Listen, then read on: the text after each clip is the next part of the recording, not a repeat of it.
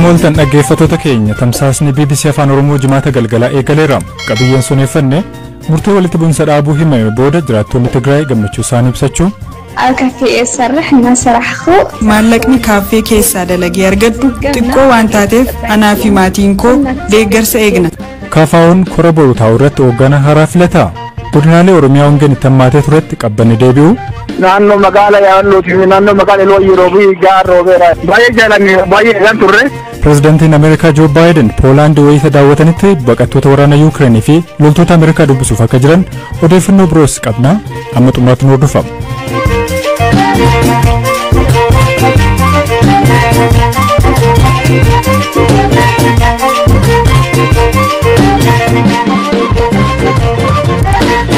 Biyyoonni addunyaa fi dhaabbileen gargaarsa namoomaaf jechuun walitti bu'insi akka dhaabbatuuf murtaa'uun jajjabeessaadha jechuun ibsaa jiru. Guyyaa kaleessaa mootummaan Itiyoophiyaa deeggarsa namoomaaf jecha atattamaan lola dhaabuu isaa ibsuu boodas finciltoonni Tigraayis waliigaluu beeksisaniiru. Dhaabbatni mirga namoomaaf falmu Amnesty International murteen qaamolee lamaan fudhatan jajjabeessaadha jechuun ibseera. Yeroo dheeraadhaaf lafoo deeggarsa gara Tigraay geessuun rakkoo ta'eera. Kanaafis qaamoleen lamaanuu wal himatu. Jiraattonni naannoo Tigraay dubbifne immoo gammachuu isaanii ibsaniiru. Amma yuttaanaa gabaasa qaba. Maqaan ishee Salaam jedhama. Magaalaa Maqalee keessa kaafee keessa hojjetti. Kanneen deeggarsa eegan keessaa tokko ta'uu himti. Alkaffee sarrahna saraxu kaafee keessa qacarameen hojjedha. Hojii kanarraa galii argadhuun jiraachaa jirra. Haa ta'u malee maallaqni kaafee keessaa dalagee argadhu xiqqoo waan taateef anaa fi maatiin koo deeggarsa eegna. Murteen amma dhagahame osoo dafee hojiirra oolee gaariidha. Sababiin isaas baay'ee rakkanneerra. Osoo dafanii walii galanii baay'een gammada. Jiraataan biraa dubbisnes kana dura dalagaa akka qabuu fi amma garuu deeggarsa eegaa akka jiru dubbata. Murtee amma irra gahameenis gammachuu ibsa. Kuni jiraattota naannoo Tigraay murtee tibbanaan abdii horatanidha. Waraanni waggaa fi ji'a ja'a dura eegalee lammiiwwan kumaan lakkaa'aman lubbuu akka dhabsiise amanama. Mootummaan lammiilee nyaata dhabuurraa kan ka'e Tigraay keessaa ba'uun gara naannolee ollaa akkasumas gara Eertiraa baqachuu ibseera. Kanaafis dhimma namoomaaf jecha lola yookiin walitti bu'insa dhaabuu murteessuusaa guyyaa kaleessaa ibse. Kan hordofee finciltoonni Tigraayis galgala keessa murtee kanaan waliigaluu isaanii beeksisaniiru. Murteen kun gaanfa Afrikaatti ergamaan addaa US David Satterfield Itoophiyaa erga daawwatanii fi manneen maree US yaada murtee dhimma Itoophiyaa laallatan ilaaluu erga jalqabanii booda dhagahame. Murteen mootummaa Itoophiyaas ta'e deebii finciltoota Tigraay irraa kenname abdachiisaa ta'uu biyyoonni ibsaa jiru. Hojiirra oolmaa isaafis akka tumsan ibsan. Qondaalli Amnesty International Sarah Jackson murtee jajjabeessaadha. Tajaajiloonni bu'uuraa kanneen akka baankii, ibsaa fi telefoonaa akka banamu gaafataniiru. Murtee qaamoleen lamaan lola keessa jiran fudhatan Ameerikaan miira gammachuun simatti jedhaniiru ministeerri ajaalaa US Anthony Blinken. Gamtaan Awurooppaa gamasaatiin murtee mootummaan Itoophiyaa fi humnoonni Tigraay dhukaasa dhaabuuf dabarsan kan simatuu fi gargaarsaan tumsuuf qophii ta'uu beeksise. Mootummaan Jarman dhaabbata biyyoota gamtoomanii IGAD akkasumas kaanis abdii ibsaniiru. Akkuma murtee kanarraa abdii eegan akkuma jiran ija shakkiin kan laalanis jiru. Jiraataan dubbifne tokko kana duras waadaa galame kan hin raawwanne jira jechuun ibsa. Mootummaan finciltoonni Tigraay bakkeewwan naannoo ollaa keessaa akka ba'an gaafateera. Osoo isaan hin bahin deeggarsa gara Tigraay geessuu danda'a. Dhimma kanarratti humnoonni Affaar kan sochii finciltoota Tigraayin mufii keessa jiran ejjennoon isaanii maali? Humnoonni Eertiraa jechuun kan gaafatan jiru. Sababa waraana kaaba Itoophiyaan lammiileen naannolee sadii keessa jiranii fi miiliyoona 9 ol ta'an deeggarsa akka barbaadan dhaabbanni biyyoota gamtoomanii ibseera. Kanneen keessaa garri caalu naannoo Tigraay keessa argamu. Murteen kun deeggarsa uummata biraan ga'uun alatti waraana mariin gara xumuruutti geessa jechuun kan abdatanis jiru.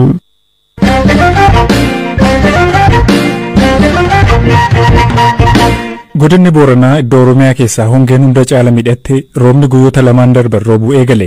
Qondaalli naannoo Oromiyaa dubbisnee bakkeewwan biroollee roobuu himaniiru. Jiraataan godina Booranaa aanaa Elwayyee Shoobaa Molu kaleessa galgala irraa eegalee roobni deebi'utti hawaasni naannoo gammachuu isaanii ibsataa turanii jedhan. Kaleessa galgala garsaatii kudhanii akka roobe billoo kan saaka qal'aadha. Aanaa Elwayyee tifaan eebaloo keessa roobii gaariidha jedhee yaada. Kaltalleellee roob kana dhaga'eedha. Mooyyaleellee mirgaallee aanaa goomoleellee aanaa yaballoollee garuu immoo baay'ee roob ga'aa miti. Bakka muraasatti immoo wal caala garuu baay'ee jaalanne baay'ee eegan turre. Ani immoo argachuu kennaaf roobuu kennaaf baay'ee gammanne. Roobni baay'ee roobee horiilee ni jisne suutaa roobe. Kanaaf ammallee akka rooba jedhu masgaalee baasee jira. Yeroo agamii booda rooba kana argattan? Ji'a bonaa duraan sadiidha gara ji'a shan turre irraa roobni argatin. Rakkoo gogiinsaa kanaan dura ture isinii furuu danda'a roobni kun? Hin danda'a. Horiin du'eela dura darbee kaase nuuf jiraataa dheeyaan. Naannoo lafa keessatti immoo loon asii iddooniif. Duraanuyyuu isaafuma kan rooba tureyyuu durillee yeroo kan rooba. Hoogganaan buusaaf gonfaa Oromiyaa obbo Mustafaa Kadir roobni godinaalee Oromiyaa hongeen miidhamanitti roobuu jalqabeeraa jedhan. Naannoo Oromiyaa keessatti aanaalee baddaa fi gammoojjii irrattis roobni roobee jira. Dheengaddarraa kaasee rooba hamma tokko gahaas ta'uu baannaan godina Booranaa irrattis Gujii bahaa naannoo Nageellee sanas hamma tokko roobee jira. Baalee bahaa amma Daawwee Sararittis hamma tokko roobee jira. Haalli meteoroloojiis roobni akka roobu ni ka'a. Haa ta'u garuu ammaa fi rakkoo hinii kallee jechuu yoo baanne bishaan hin argatu. Bishaan bakka baay'eetti rooba gaariitu roobee jedhama. Kan gabaasni gammaatti jiru horiin bishaan argachuu hin danda'a.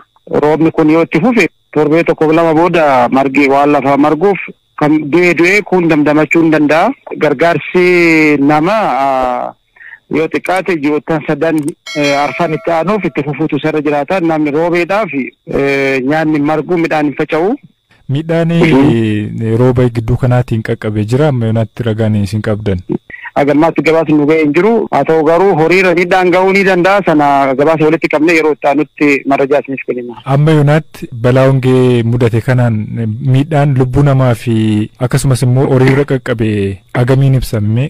Midhaan namaarraa gammaatti rakkoon lubbuu namaa dhaqqabee hin jiru. Horiin baay'een nu harkaa miidhamee jira yaadha. Booran qofaa gara horii 500,000 ol ta'u miidhamee jira. Du'eera jechuudha. Lakkoofsi isaa xiqqaatu malee Gujii bahaa fi Baalee bahaa irrattis rakkoon akkasii qaqqabee jira. Lakkoofsi guddaan garuu kan godina Booranaati jecha.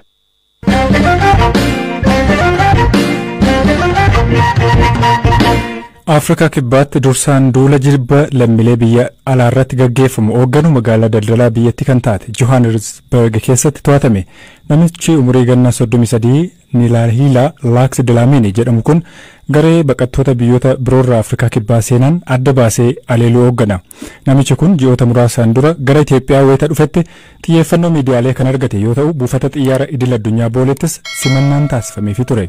Sochiin dargaggoo kanaa akka isaan yaaddesse lammiin Itoophiyaa Afrikaa kibbaa magaalaa Johannesburg dubbifne Gazzaany Sumaamoo BBC'tti himaniiru. አሁን ያለንበት ሁኔታ ባለፈው የጀመሩት ስትራክቸር ካለ በጣም ከባድ ነው። በደቡብ አፍሪካ sochiin yeroo darbee galee yoo jiraate baay'ee addeessaadha. Sochiin ture biizinesoota gurguddoo kan lammiilee Itoophiyaa dabalatee irratti xiyyeeffachuutu mul'ata. Sochii kana hanqisuu irratti hojjetaa jirra. Badii guddaa geessisuu danda'a jedhee nan yaadda. Odeeffannoowwan bahaa jiran kana caalaa hojjechuu akka qabnu nu akeeka. Hawaasi diyaaspooraa wal eeguu qaban itti fakkaata.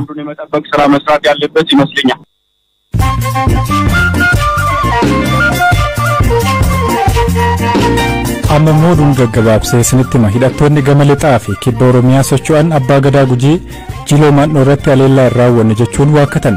Abbaan gadaa mana jireenyaa isaanii irratti haleellaa raawwachuu kaleessa BBC'tti himanii turan. Baqattuun Yuukireen maraatoonii Jeruusaalem mo'atte. Dubartiin lammii Yuukireen intala ishee kan waggaa 11 wajjiniin gara Israa'elitti kan baqatte maraatoonii Jeruusaalem mo'atte.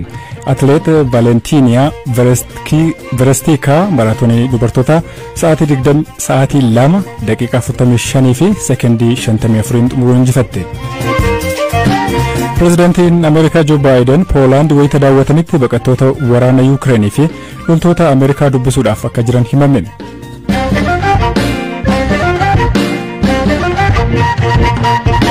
Qabiyyee keenya xumuraatiin waraanni Yuukireen keessatti eegale ammallee itti fufeera. Sababii waraanichaatiin biyyoonni lixa Raashiyaa gubbaarratti qoqqobbii ka'aniiru. Raashiyaanis keessumaa galtee alaarratti ergitu irratti qoqqobdeetti. Biyyoonni lamaan waraana keessa jiran midhaan alatti erguudhaan waan beekamaniif sababii waraanaan gatiin midhaanii xaa'oo fi kaanis dabalaa jira jedhamee sodaatameera. Sababii waraana kanarraa kan ka'e midhaan keessumaayyuu abaaboo Itoophiyaan alatti ergitu irra qaqqabeera. Dubbi himtuun waldaa oomishtoota hoortikaalcharii fi alatti kan ergan aadde Yemisraach Birhaanu oomisha Itoophiyaa keessaa harki 3 kan ta'u Raashiyaatti ergama ture jedhu. ዳይሬክት ሴል የለንም ወደ ሩሲያ ማርኬት ማለት ነው ኢንዳይሬክትሊ ነው የሚገባው ስለዚህ kallattiidhaan raashiyaattiin gurgurru oomishni asitti oomishame neezerlaanditti ergama dhaabbati caalbaasii achi jiru rakkoon uumamuusaa gurra nu buuseera kun immoo qonna abaaboo keenyas ni huba oomisha abaaboo Itoophiyaan alatti ergitu keessaa 2.5 hanga 3 kan ta'u kallattiin ala gabaa Raashiyaa seena kun immoo sababa akkaataan kaffaltii jijjiirameef rakkoo godhateera kaffaltiin yoo kaffalamuu dhibe immoo rakkisaa ta'a daangaan qilleensaa cufamuunis dhiyeessii danqee jira closed ስለሆነ እሱም የሰፕላይ ቼኑን አፌክት አድርጎታል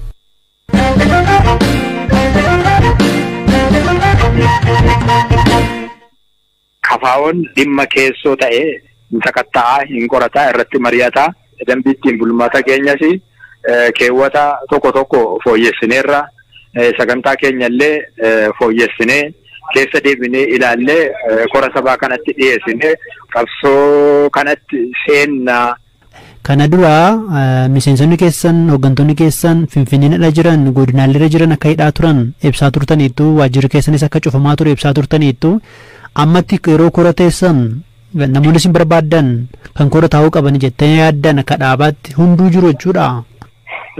Dhugaa dubbachuudhaaf hunduu hin jiranu iddoo tokko ammallee hidhaa keessa jiru koreen godina Harargee Bahaa bittinnaa'ee jira qindeessaadhaa fi itti aanaa qindeessaan mana hidhaa jiru lamaaniyyuu godina Gujii aanaa Uraagaa keessaa immoo qindeessaan koree kafaa'oo aanaa Uraagaa obbo Waaree Loloo mana hidhaa jira innis namooti kun sadan kora sabaa kana kan hirmachuu danda'anidha yoo argamuu baatanii jedhanii harka caalaadhaanii geggeessina jenneetu walga'iin kun korri sabaa kun itti fufa.